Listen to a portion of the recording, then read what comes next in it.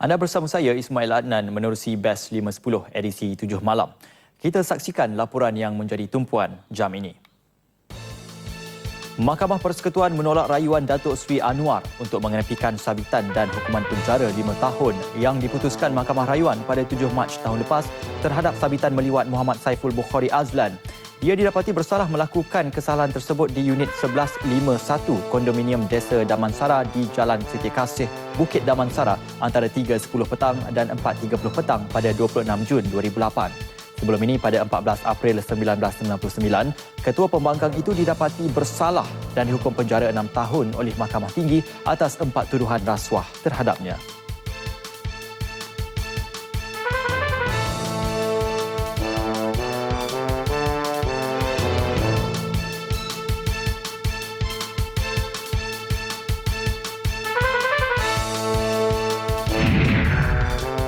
Dengan hukuman yang diterimanya itu, Datuk Seri Anwar lucut kelayakan sebagai seorang anggota Parlimen Pematang Pauh.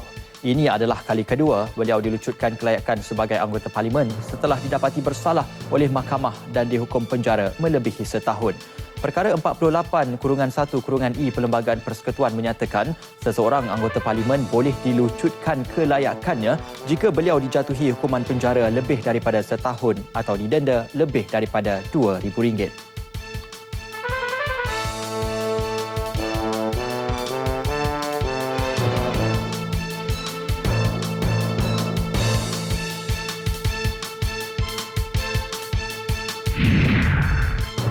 Dalam pada itu, Suruhanjaya Pilihan Raya SPR dijangka akan mengumumkan kekosongan kerusi Parlimen Pematang Pauh dalam masa terdekat.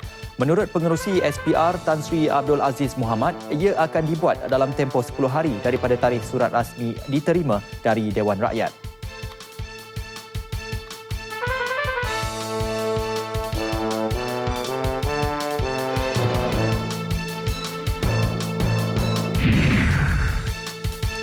Perdana Menteri Datuk Seri Najib Tun Razak hari ini melancarkan Indeks Syariah Malaysia yang merupakan produk pelengkap tadbir urus Islam di negara ini melalui pengukuran tuntutan syarak yang lebih menyeluruh. Indeks pertama seumpamanya yang pernah dibangunkan di dunia itu akan menilai dan mengukur keseriusan kerajaan dalam mencapai 5 aspek maqasid syariah yang dikehendaki oleh syarak. Keunikan indeks itu adalah kerana pengukurannya yang lebih menyeluruh kerana pada fasa permulaan ia meliputi 8 bidang utama iaitu perundangan, politik, ekonomi, pendidikan, kesihatan, budaya, prasarana dan persekitaran serta sosial.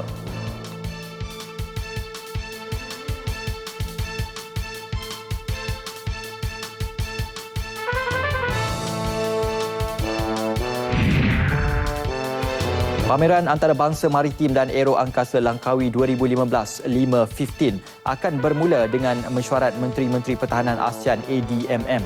Mesyuarat akan bermula pada 15 hingga 16 Mac 2015 di Pusat Konvensyen Antarabangsa Langkawi LICC. Timbalan Menteri Pertahanan Datuk Abdul Rahim Bakri berkata, mesyuarat dijangka bakal mendapat penglibatan daripada negara-negara besar ASEAN.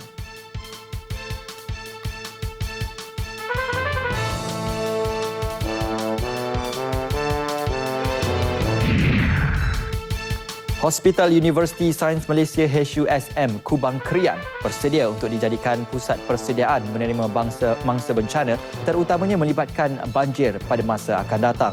Ke arah persediaannya, HUSM akan menganjurkan satu persidangan bulan ini bagi memperkemas aspek pengurusan bagi menghadapi sesuatu bencana. Menurut pengarah HUSM, Datuk Dr. Zaidun Kamari, persidangan itu akan disertai pakar-pakar dari seluruh negara dalam menyediakan satu pelan tindakan khas untuk berdepan sebarang musibah. Sekian dulu Best 510 edisi 7 malam. Lebih banyak informasi terkini dalam Nasional 8 malam nanti. Dengan itu, Assalamualaikum dan salam satu Malaysia.